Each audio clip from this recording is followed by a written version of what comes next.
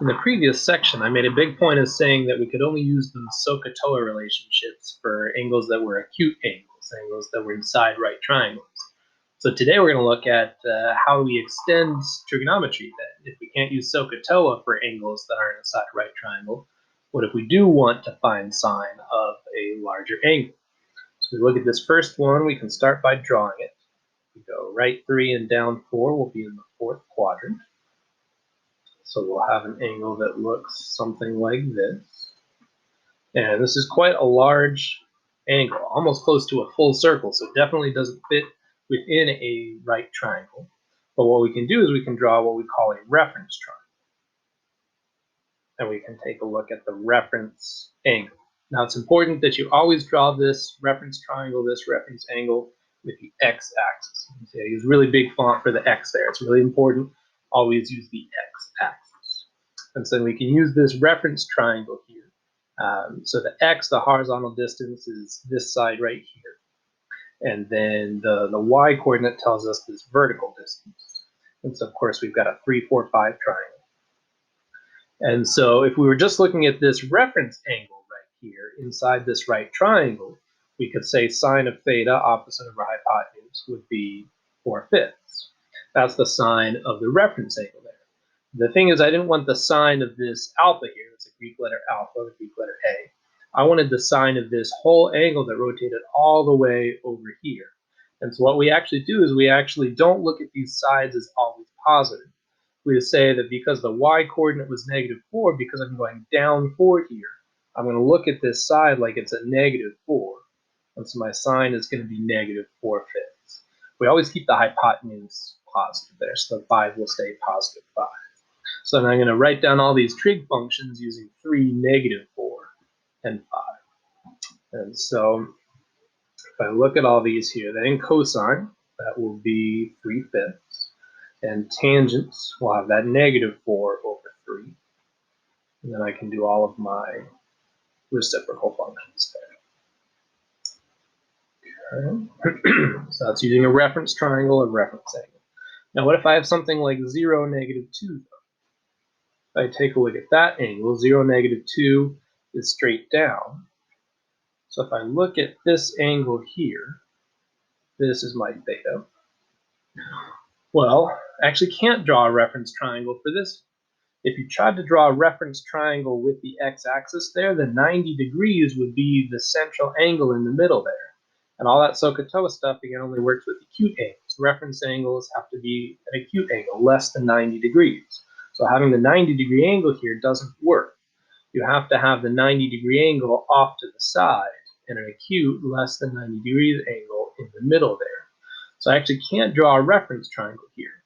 So what we do is we actually generalize the relationships that we found here. We're just going to use the x and y coordinates, and then what we call the r, the radius, the distance from the origin to this point here. So if we take a look at our general relationships, let's just say we were in the first quadrant. So your x coordinate is your horizontal distance here, your y coordinate is your vertical distance, and we're going to look at the hypotenuse being the distance from the origin to this point. And again, we're always going to call that r, that hypotenuse, being positive.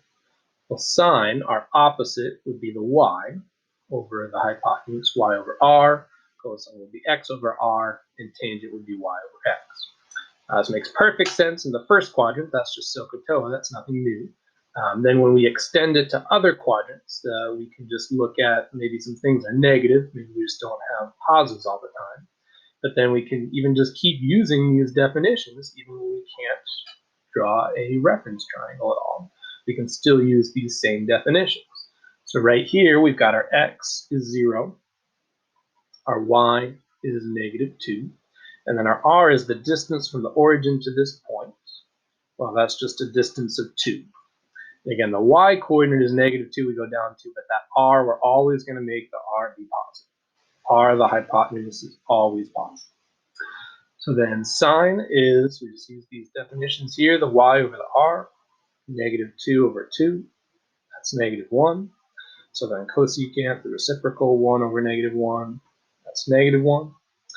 And then cosine goes with the x, cosine is 0 over 2, that's just 0.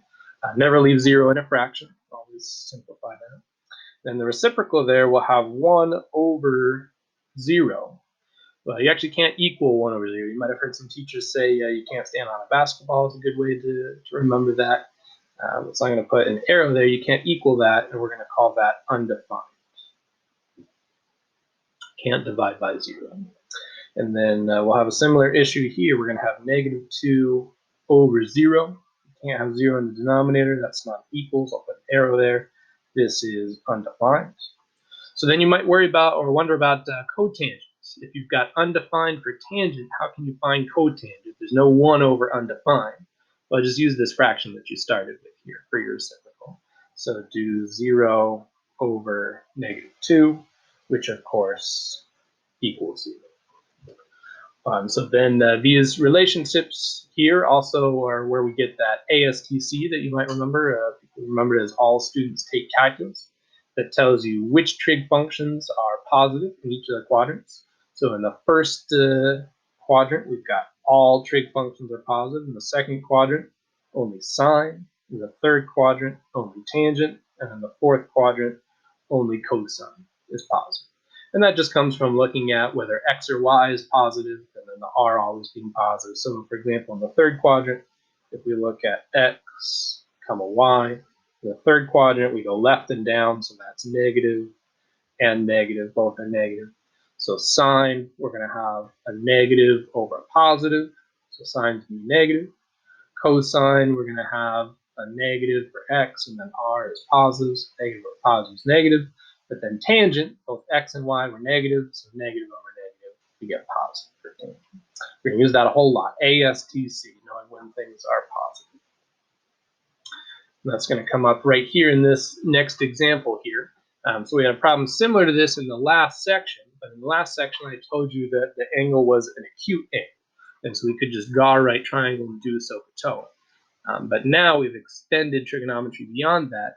We have to think about what quadrant we're going to be in all the time. So you kind of have to be kind of like a detective, put all your clues together.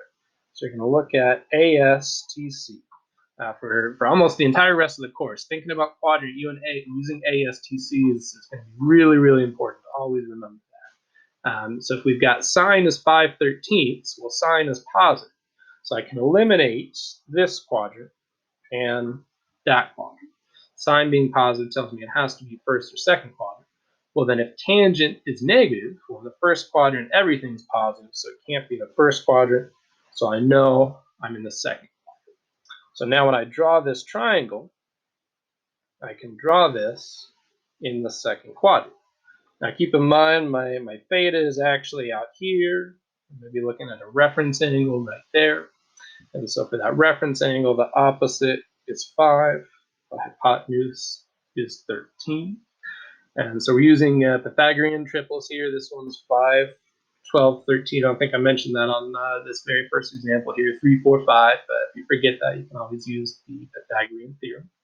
That missing side there will often be a triple to save yourself some work. Right? All right, and so we knew that sine was 5/13, and so then cosecant is 13/5.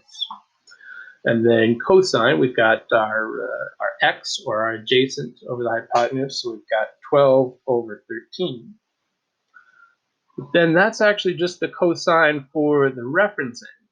This is the part that I see students forget quite a bit. They'll go through all the work to figure out what the quadrant is and to draw the triangle in the correct quadrant, but then they won't apply that knowledge. The fact that we're in the quadrant, the second quadrant here, means that this side right here, this is the x, we're going to the left, that side needs to be viewed as negative.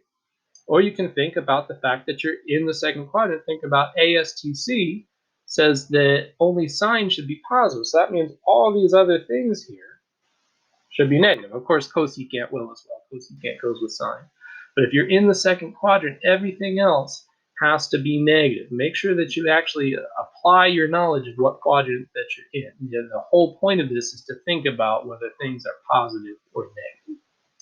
So now tangent, we can see why this is going to end up being negative. We're going to have the 5 over negative 12. 5 over negative 12.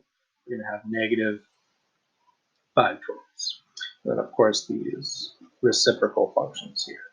Make sure you always think about quadrant, always think about whether things are positive or negative. So then just one quick final definition here. We've got something called coterminal angles.